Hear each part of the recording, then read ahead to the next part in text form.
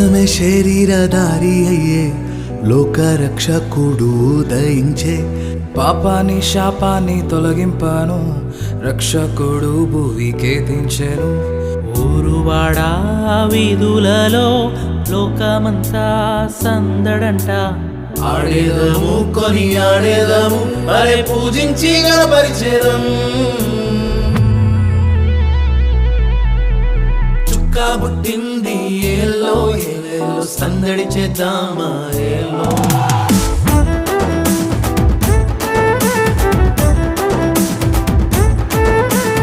రాజు పుట్టినాడు ఏలో ఏలేలో కొలవబోదామా